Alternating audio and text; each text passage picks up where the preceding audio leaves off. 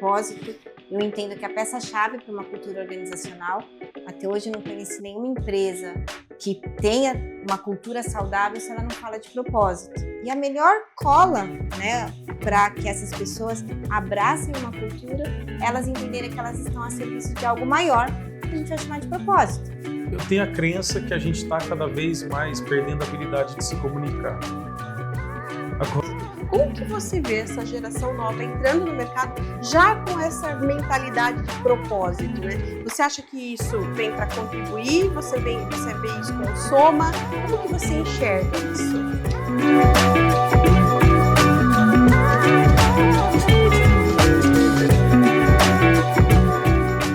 Olá, pessoal! Sejam bem-vindos ao Intralizando, o podcast que explora o maravilhoso universo da cultura organizacional, da comunicação interna e de recursos humanos. Eu sou Milena Faneco e hoje a gente vai falar de um tema maravilhoso: cultura organizacional, dando luz a propósito e a comunicação interna.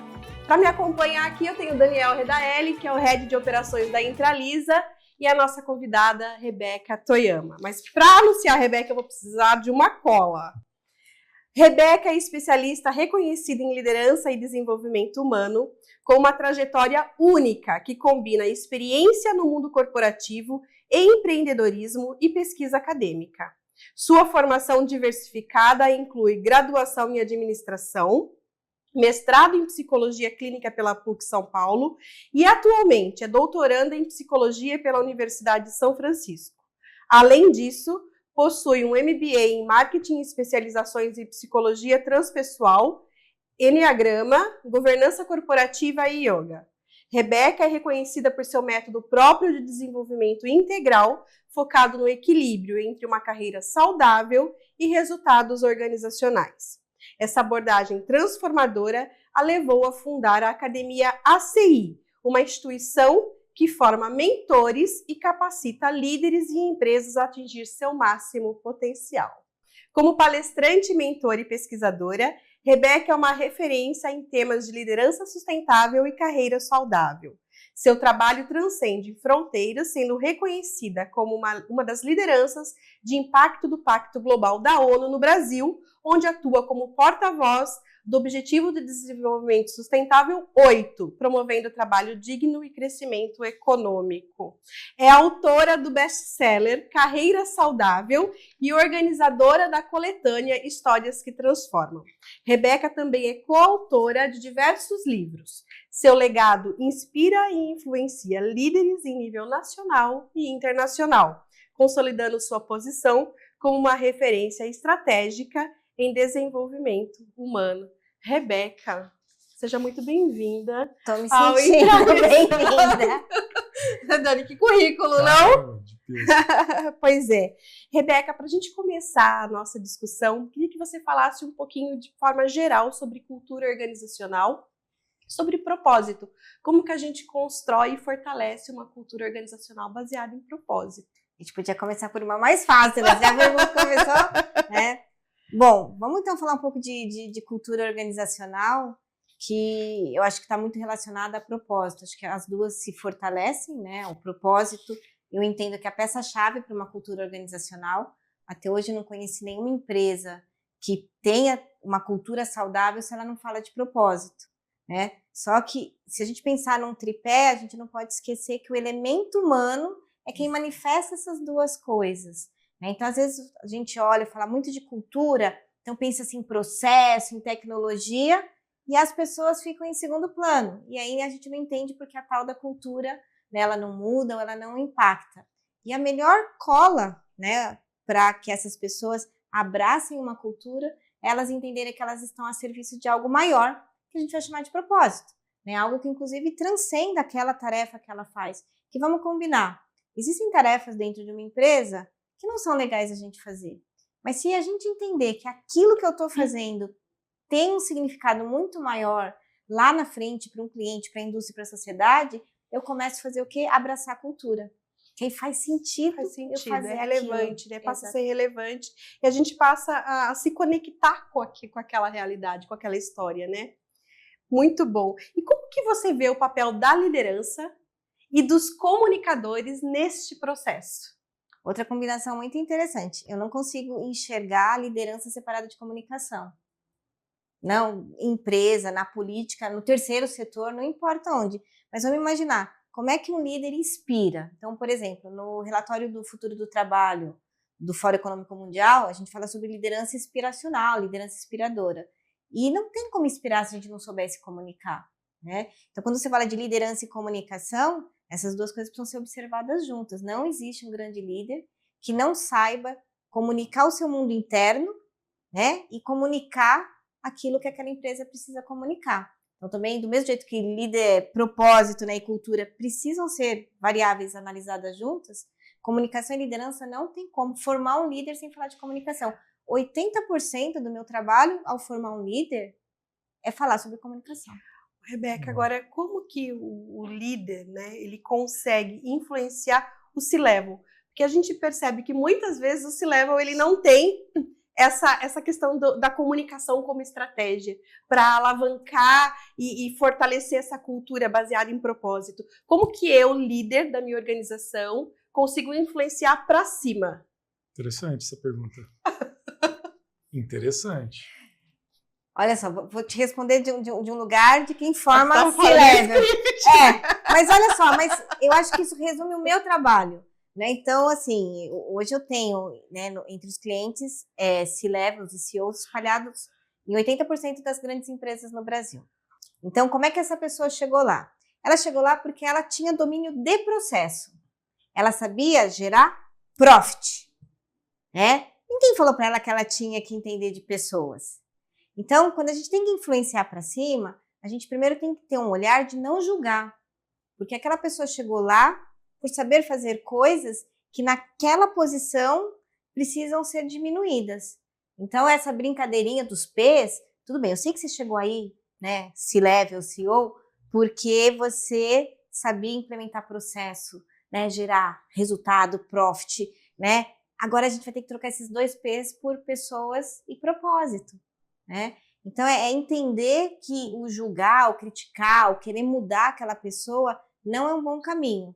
Mas se eu consigo mostrar para ela que foi linda a jornada dela, mas que nesse determinado momento ela precisa olhar outras coisas, ela se sente acolhida, né? Então, eu sei que parece estranho, mas eu que tenho a oportunidade de ficar numa sala com CEO, com C-Level, às vezes a sala do Zoom, mas... Então, eu ouço coisas muito privilegiadas que ninguém escuta. O quanto um CEO, o quanto um C-Level tem medo, né, de perder aquele lugar, de fazer errado, né, de estragar a carreira dele. Então, se ele está, né, vibrando esse medo, e aí vem na equipe, organização, para julgar, para criticar, aí é a hora que ele trava. A gente não consegue mudar a cabeça dele se a gente não conseguir mostrar para ele que tudo que ele sabe serve. A gente vai precisar colocar algumas variáveis. Sim. Né? Não é dar um novo propósito? Para a função dele, ele entender que o propósito dele... Olha, gostei, Daniel, olha só. A gente está falando sobre isso agora. Sim, né? sim, mas olha que bacana. Uma frase que eu falo muito, a tua fala me lembrou. Tá. Eu cheguei até aqui porque eu entregava muitos resultados com as minhas mãos. Ok. Aí você tem que virar para um C-Level, para um CEO e falar, então, agora você tem que aprender a entregar resultado pelas mãos de outros. Né? E se ele tem medo, é claro que aquele outro oferece risco para ele. Então, como assim? O Daniel vai entregar resultado para mim a partir de hoje? E se ele tomar meu lugar? Então, assim, a gente entender que ou a gente não julga para não fazer aquele profissional, né, vibrar medo, é um primeiro passo para tudo isso. E eu sei que para quem está assistindo a gente, pode ser difícil, porque todo mundo faz a ideia que um CEO e um C-Level, né, é quase um deus do Olimpo. Exato. Não tem medo, é um herói. É pouco acessível, né? Então, é isso. E aí, na primeira pergunta sobre comunicação, essa mágica, essa transmutação, que é o nome técnico do que acontece, ela vai acontecer com uma comunicação saudável, uma comunicação nada violenta, uma comunicação construtiva. E qual que é o desafio? Nenhuma graduação ensina a fazer isso. Não, exato. Poucas pós-graduações ensinam a fazer isso. Ensina a gente o quê? Implementar processo. Eu sou administradora, eu pesquiso em psicologia, mas eu sou administradora. Ensina a gente a implementar processo, gerar resultado, máxima produtividade. Ninguém conta pra gente que a gente tinha que saber se comunicar. Isso realmente não tem escola nenhuma, né? E gostar de gente, né? Ninguém ensina a gente a gostar de gente. E acho que é a premissa número 1, gostar de pessoas, né? Se conectar com pessoas, né? Vai gostar de gente. O psicólogo, os profissionais da área social, e esses raramente vão ter interesse num cargo de alto executivo. Então, quem chega lá são os engenheiros, os economistas, os administradores. Então, chega lá entendendo que pessoas são um mero acaso, né? Elas estão lá, né, porque precisam. Hoje, nas nossas andanças, né, conversando com muitos profissionais de comunicação, a gente percebe que uma das maiores dores do profissional de comunicação é justamente mostrar o valor da comunicação para cima, né? Para poder desdobrar a estratégia. Então, a gente ainda encontra muitas organizações que a estratégia fica dentro de uma caixinha, né? Ainda muito restrita a alguns cargos de liderança, mas o desdobramento ele não acontece, né? Quando o desdobramento não acontece e fala-se muito pouco de propósito nas organizações, o funcionário ele não consegue se conectar com aquilo, ele não consegue se enxergar no final do processo, e muito menos no meio do processo, né? Para que eu estou aqui? O que a minha empresa faz? Qual é a minha contribuição real, né? O que eu levanto todos os dias para vir trabalhar, né? E a resposta nunca vai poder ser, é porque eu tenho um bom salário. Mas é porque a empresa que eu atuo, ela tem uma entrega diferente, ela tem um propósito. Eu estou aqui, seja lá qual for o motivo do meu negócio. Então, a gente tem percebido ao longo de muito tempo essa dificuldade do profissional de comunicação de mostrar esse valor da estratégia da comunicação para a liderança. É verdade. E eu acho também que a gente precisa deixar algumas coisas do passado para trás. Parar de acreditar e pensar apenas que a comunicação interna numa empresa é só para ficar repassando recados dos departamentos, né? Não, é para usar ela como uma ferramenta, uma das principais ferramentas para fortalecer a cultura. Isso. E explicar para um CEO, influenciar positivamente para quem está em cima, de que isso também gera resultado. Sim. Uma empresa de cultura forte gera uma equipe mais satisfeita com o dia a dia, que é mais produtiva, que tem uma retenção maior de talentos, e isso vai se desdobrar também em indicadores que talvez o CEO até o presente momento não esteja acostumado, mas é um novo propósito, é um novo momento de vida, de carreira, que ele pode pegar e abraçar e fazer a coisa acontecer. Olha só. E ajudar a alavancar resultado, né? E da sua fala, Daniel, a gente tem duas coisas que a gente precisa muito prestar atenção, que é um desafio para a comunicação e para o pessoal de RH, né? Que com essa coisa de business partner, né, fica parecendo que é uma coisa que está à parte da coisa. Então, profissionais que atuam tanto em comunicação quanto com a área de gestão de pessoas, talentos, qualquer nome bonito que tiver, precisa estar mais engajado e envolvido com a estratégia. Então, assim, eu tenho na minha agenda grandes C-levels da área de RH, né? E o maior trabalho que a gente teve foi ele falar do negócio. Eu estava atendendo, então estão falando perfil de mulher, 60 a mais, e ela não se acha ouvida na área de RH que ela cuida, uma empresa europeia. E aí eu fiz 3 perguntas para ela, falei, então me fala quais são os 3 principais resultados que você entregou no ano passado. Ela, festa disso, festa daquilo, comemoração. Então eu falei, olha, você está entendendo por que a área, né, você não é escutada? Então eu atendo, então assim, aí a gente tem um outro desafio, que geralmente quem chega na área de comunicação, a maior parte é mulher, é a mesma coisa do RH, então a gente já tem um desafio à parte, que nem é pauta de hoje, e aí a pessoa ela não consegue ter os famosos KPIs, indicadores, OKR, exatamente isso. Também. Falei, exatamente, eu ia chegar nisso. Quais são os indicadores que a gente precisa ter pautados para mostrar esse valor? Qual é o valor? Porque a gente fala assim, olha, retenção de talento é um indicador, né? Baixo turnover. Se eu estou trabalhando numa comunicação voltada para a segurança do trabalho, a queda do índice de segurança de acidentes de trabalho. Aumento da produtividade. Ok. Nós, profissionais de comunicação, a gente tem isso muito bem, sabe, desenhadinho, mas o CEO, talvez ele não consiga perceber que o aumento da produtividade também se deveu ao engajamento dos colaboradores, ao trabalho que está por trás de comunicação, de mostrar qual é a estratégia, para onde a gente vai, de colocar todo mundo olhando na mesma direção, né? Então, quais são esses indicadores? Olha só, bem interessante. Vocês sabem qual é o órgão mais sensível do ser humano? É o bolso, né? Então, a minha sugestão sempre a gente tem que converter todos esses indicadores em indicadores financeiros. Sem dúvida. Então, pegar alguns indicadores. Ah, tá bom, turnover é turnover. Tá bom. Gente, um CEO, um C-Level, às vezes olha para aquele indicador de turnover, não faz a menor ideia onde ele vai enfiar aquilo. Simplesmente assim. Só que aí você pega e coloca assim, então tá bom. A gente gasta X milhões para recrutar. A gente gasta X milhões em rescisão. A gente gastou nesse cara que tá indo embora aí, porque o líder não se comunicou direito. A gente gastou X milhões em treinamento ao longo dos 10 anos. Né? E aí, então assim, não estou dizendo que os indicadores intermediários não valem, eles precisam acontecer, né? Mas assim, se a gente não conseguir traduzir em números, né? O turnover é 50%. Tem executivo que olha e fala, e aí? O que eu faço com isso? Né? Acho que essa é uma ótima ferramenta estratégica para influenciar. Sem dúvida. Né? Trazer, através de números financeiros, qual é o potencial de uma boa comunicação interna de uma empresa de cultura forte. Acho que é isso. Sim. Quer ver um exemplo super... Eu venho do setor automobilístico, a minha carreira vem do setor automobilístico antes de fazer o que eu faço. Então, às vezes, eu tinha que convencer um concessionário, né? Então, as montadoras só vendem carro por meio de concessionária, a implantar determinado processo, né? Aí você fala assim, por que eu tenho que me comunicar melhor com o consultor lá da oficina? Por que eu tenho que... Aí, ok, então eu vou fazer assim, quantos carros passam por mês? Um número redondo, 1000. Quanto cada cliente, né, deixa lá de ticket médio? 500. De 500 mil. Agora, se você tiver um consultor técnico que fale melhor com o cliente, entenda a demanda dele, escute, faça um bom checklist, sabe aquele arranhãozinho, aquilo, e aí ele não é para ele vender o que não precisa, mas ele identificar a necessidade do cliente e passar esses 500 para R$1.000 na revisão. Números redondos aqui, até porque eu nem sei, assim, não sei o que cuida do meu carro hoje.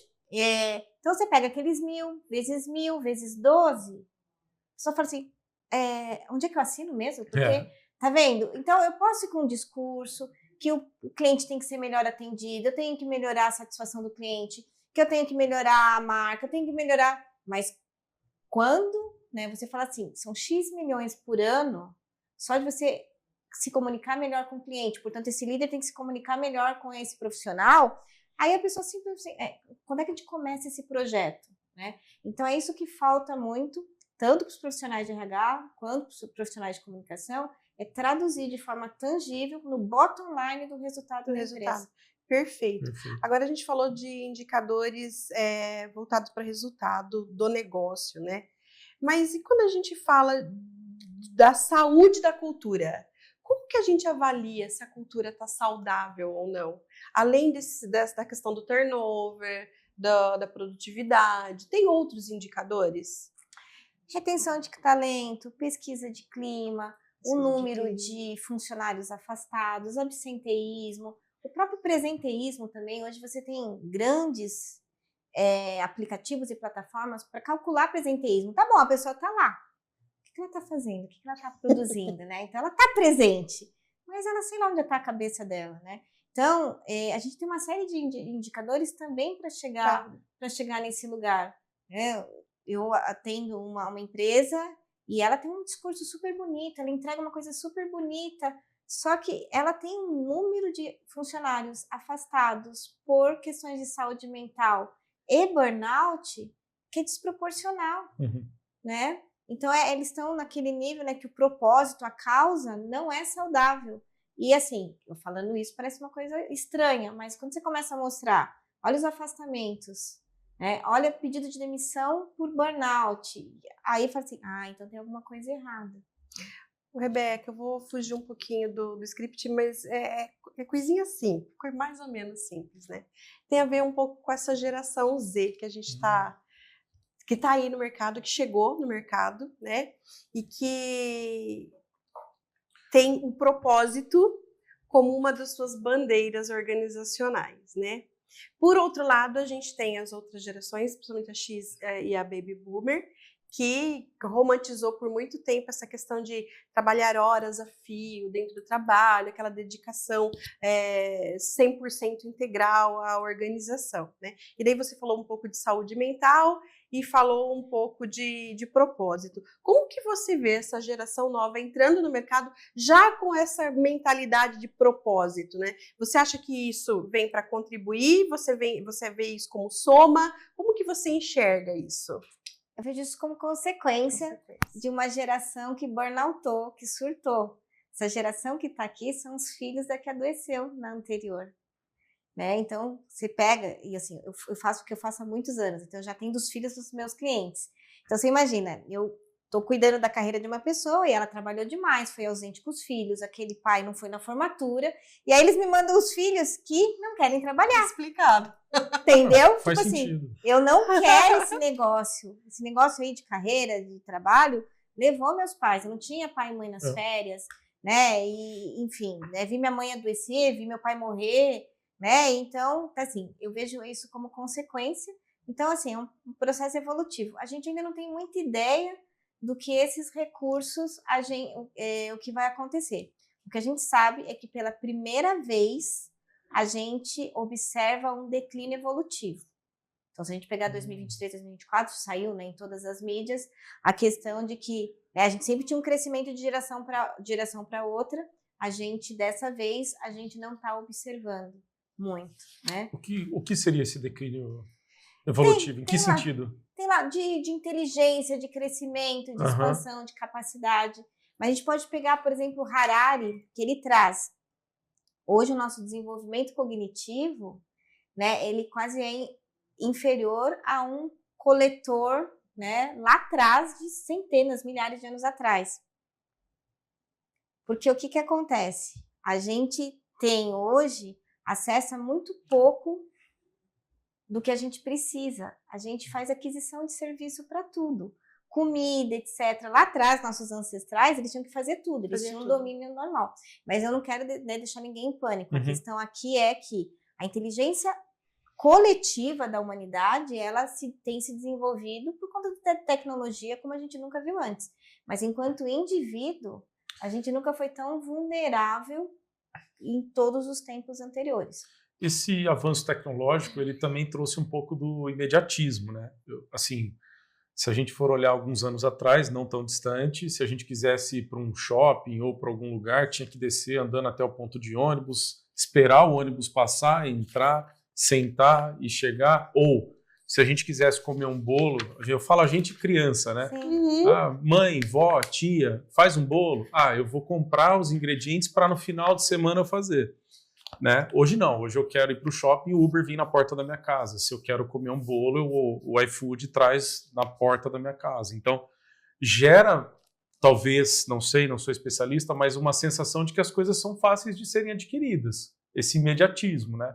Mas quando a gente está no dia a dia, e eu não estou falando só do ambiente de trabalho, acho que a vida como um todo, a vida é difícil.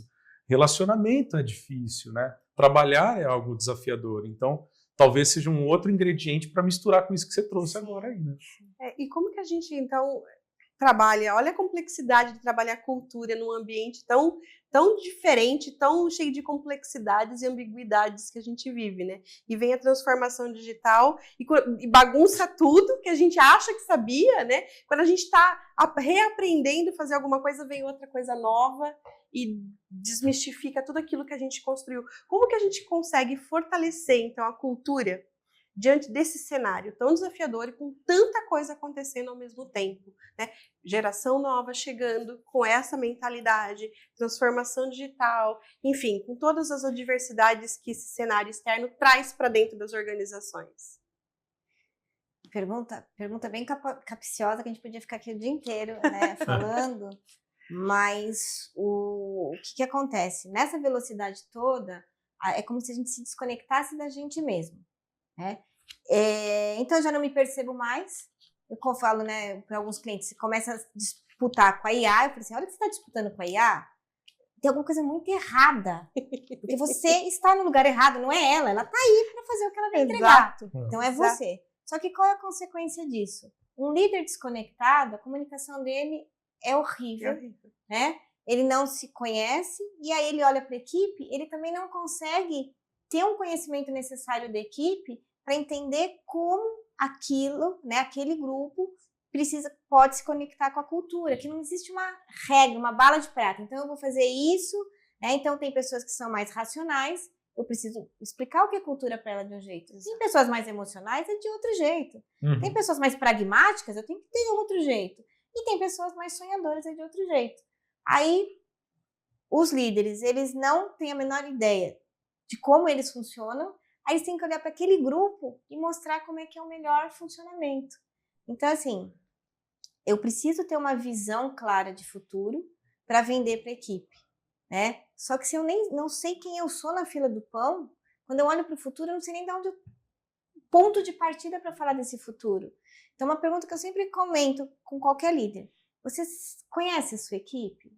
Você sabe o que aquela pessoa tem de conhecimento? O que ela tem de habilidade? Quais foram os principais desafios que ela superou? Quais são os valores que ela tem? Sério, 98% das pessoas não sabem. E o mais dolorido é que ela não sabe sobre ela. Eu pergunto para quais são seus 5 talentos? A pessoa trava. Rebeca, parece que falar do outro é mais fácil do que falar da gente mesmo, né? Mas assim, como que comunicação pode ajudar esse líder neste processo? Eu costumo dizer que a comunicação, primeiro, tem que acontecer dentro do líder. Se a cabeça dele não falar com o coração, a cabeça querendo ter razão e o coração querendo ser feliz, né? A partir do momento que ele tem um mínimo entendimento sobre ele consegue se expressar melhor com o outro.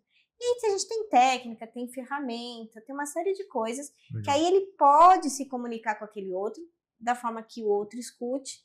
E aí começa a haver o quê? A haver uma aderência, né? A haver uma conexão entre essas partes e a cultura começa a se formar. Passa a ser genuíno, né? Não é de mentira, é de verdade, né? Sim, a gente tem, né, o termo liderança autêntica. Não dá para você liderar de um lugar que você não ocupa. Sim. Mas se a pessoa não se conhece, ela não sabe que lugar ela ocupa. É isso mesmo. Rebeca, como líder de impacto e porta-voz do ODS 8, né, promovendo que trata-se de promover o trabalho digno e o crescimento econômico, qual você acredita ser o papel da liderança na construção de uma cultura organizacional? Boa. Ela tem que ter uma visão ampla a ponto dela entender o que a organização espera dela, mas que para isso ela precisa ter muito claro, né, o que as pessoas esperam dela, a equipe espera dela. Então o líder, ele tem esse desafio, ele tem que atender, né, todos os stakeholders. Então assim, ele tem que atender os interesses da organização, mas ele é responsável sim pelo desenvolvimento das pessoas, só que esse encaixe só vai acontecer se ele entender qual é o impacto daquela empresa no mundo. Porque se ela se fechar, né, no movimento entrópico dentro dela mesma, as pessoas não ficam. Sem dúvida. Então, não é fácil, né? Tem que ter, assim, existe um apagão de liderança e não é de agora, porque não é uma atividade fácil, né? Porque são muitos interessados que eu preciso atender. Né? De um lado a minha equipe, de um lado, né, os investidores, os gestores, só que isso tudo eu tenho que olhar para o mercado. No mercado está quem? Então, estão os clientes, os concorrentes. Então, por isso que eu falo assim, lá quando eu comecei aqui a responder, quando eu falei de comunicação, é por isso, né? Tecer, né, alianças com todos eles por meio de uma boa comunicação. E dentro desse cenário todo que você colocou, quais são as tendências que você acredita que vai impactar a cultura organizacional ao longo das próximas décadas? É que a gente está falando década, parece que é uma coisa tão distante, mas está tudo tão acontecendo rapidamente, né? E é de forma muito acelerada, né? Não, quando a gente falava da Agenda 2030, 2030 parecia outra vida. Tá aí na porta, né? Tá batendo, né, na porta. Então, assim, a gente não pode abrir mão de olhar para as tecnologias. Então, assim, inteligência artificial já é uma realidade, ela vai impactar em tudo isso. Então, a gente vai precisar entender como é que a tecnologia vai poder ser uma colaboradora, né, e não uma destruidora, né, de resultados. Para equilibrar isso, a tendência de entender capital humano, né, porque resultados a gente vai obter por meio, né, da soma de tecnologia mais pessoas, né, e cada vez mais não desconectar as operações das questões sociais, né? A gente precisa de pessoas para comprar os produtos, pessoas para trabalhar para a gente, pessoas para fornecer. Então, assim, são 3, né, questões que a gente precisa muito olhar, né, como tendência. Então, tanto faz o anuário que a gente lê, a gente vai procurar lá, vai ter. Né? A questão de olhar para as pessoas, entender a tecnologia e ter uma ação, né, não mais só olhando para o umbigo ou para o mercado da empresa, entender como um todo. Até porque muitas vezes o que eu estou vendendo, daqui 5 anos, é atendido por uma indústria que eu nem sabia que existia, né, que eu nem estava mapeando. Então, esse olhar mais amplo ele vai ser necessário. E o sucesso de hoje não garante que eu vou ter sucesso amanhã, né? Exatamente. E dentro disso que você falou, dessas tendências, eu posso considerar que essas tendências também são desafios ou não? Ou tem outros desafios para eu poder enfrentar e chegar lá nesse resultado? Então, o primeiro passo disso é eu conhecer os desafios. Então, eu posso transformar desafios em oportunidades desde que eu os conheça.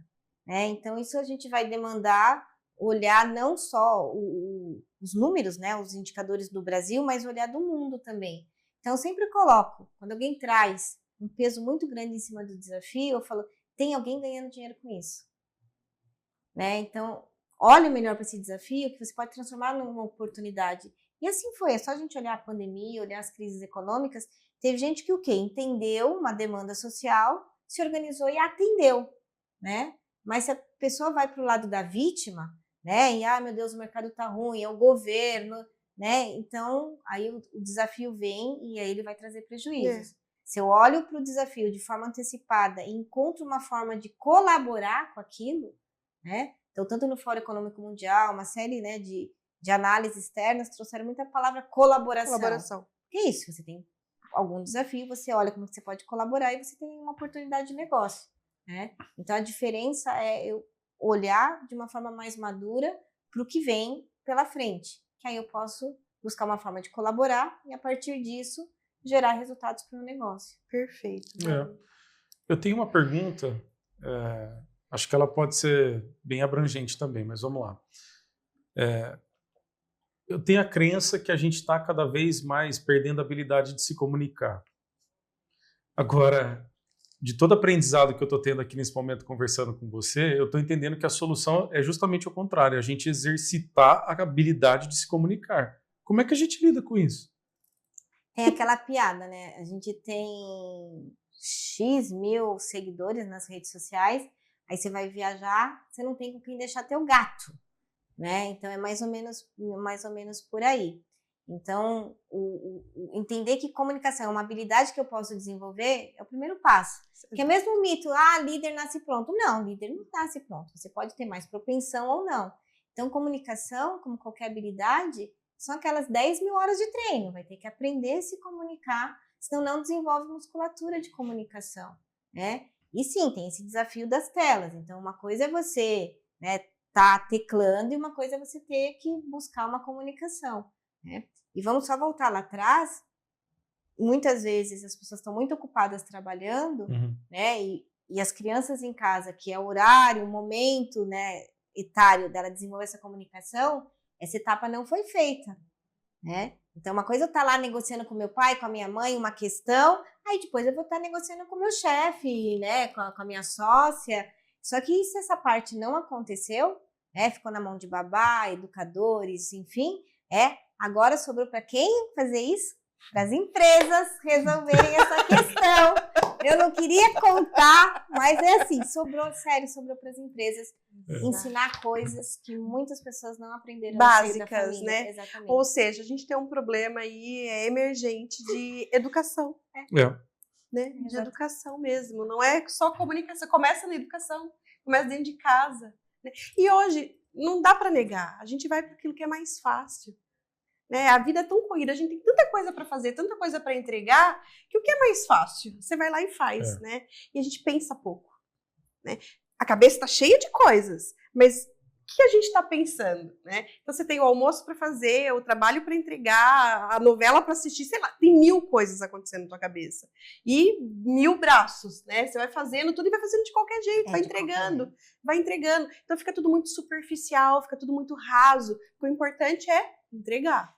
Não importa com qual qualidade eu entreguei aquilo. Eu entreguei, saiu do meu colo, tirei da frente, né? Que é o que acontece muitas vezes. Eu tirei do meu colo, resolvi o problema, não é mais comigo, eu transferi a responsabilidade. Eu acho que a sociedade ela navega entre os extremos, né? Ela vai primeiro para um lado, depois para o extremo oposto para encontrar o equilíbrio. Muito disso que você falou, Mi, é porque as pessoas não sabiam das consequências. Sim. A partir do momento que hoje Sim. a gente está começando a sentir na pele a consequência, talvez agora faça sentido, propósito, Sim. de fazer diferente. Fazer diferente. Certamente. E olha só, e dentro de uma empresa, quantos filtros a gente não tem, né? E quanta diversidade a gente não tem. Né? Tem gente que vem de várias formas, né, com comportamentos diferentes. E como que a gente filtra tudo isso e a cultura tudo isso dentro do mesmo propósito e para a mesma direção? Realmente não é fácil. O papel da comunicação é hard. E da liderança. Necessário. E da liderança. Né? É difícil, mas é necessário. É necessário. É isso. Sim, às vezes eu tenho que dedicar muitas horas para um profissional conseguir contar a história dele, a narrativa dele. Fala assim, o que é uma narrativa profissional? É a tua pulseirinha. Lembra, você vai para balada, tem pulseirinha que você vai lá para a área VIP, né, open bar. Só que tem pulseirinha que você vai ficar lá no porão, não tem nem ar-condicionado. Então, se você tá no porão, você que está assistindo a gente, inclusive, você tá no porão, é que a forma de você se comunicar tá muito ruim. Então, tua pulseirinha não te dá direito a ter acesso às partes área mais VIP. legais da área VIP. Exatamente. Né? Porque ou é uma narrativa extremamente vitimista, é uma narrativa que não traz de resultados. Exato. Aí um líder que não consegue contar a sua própria história, como é que ele vai contar uma história visionária sobre a cultura daquela empresa? Né? E o papel do CEO, da liderança, é extremamente importante. É o maior influenciador. É de cima para baixo que as coisas acontecem. Né? Sim. Ele tem um poder de influenciar absurdo. Né? Rebeca, a nossa conversa foi muito enriquecedora. Muito Fantástico. obrigada. Mas eu gostaria que você deixasse seus contatos. Como que as pessoas te acham? Olha, coisa fácil, porque eu não tenho homônimas, então Rebeca Toyama, LinkedIn, Instagram, tá tudo muito fácil, porque acesso à comunicação é importante, né? Então, sim, as pessoas podem me encontrar nas redes sociais. Muito obrigada mais uma vez pelos seus insights poderosíssimos. Eu tenho certeza que quem nos ouviu vai sair daqui com muito mais vontade de fortalecer e de construir uma cultura forte e saudável, porque não basta ser só forte, tem que ser saudável e sustentável. 70% das empresas, elas apresentam uma cultura não saudável. Uau. Então, assim, não é Gente, qualquer cultura, tem que desenvolver uma cultura olha saudável. o tamanho das oportunidades que a gente tem com essa informação. Exatamente. A gente tem uma oportunidade enorme de fazer diferente, de ter empresas cada vez mais sustentáveis e profissionais cada vez melhores que transformam tudo isso, né? Sim. O poder de No transformação fim é do enorme. dia, é mais resultado. É também. mais resultado, é mais riqueza para o país, Sim. né? É mais emprego, Satisfação das pessoas. sem dúvida, é mais educação, qualidade de é mais vida. tudo. Sim. Exato. Bem-estar, que a gente está falando tanto de saúde mental e bem-estar, mas com uma cultura forte Ganha. tem um poder É, absurdo de influenciar a saúde mental. Perfeito, ganha mutualidade. E para vocês que estão nos assistindo, muito obrigada pela audiência. Não esqueçam de curtir as nossas redes sociais e acompanhar todos os episódios do Entralizando. Muito obrigada. Obrigado.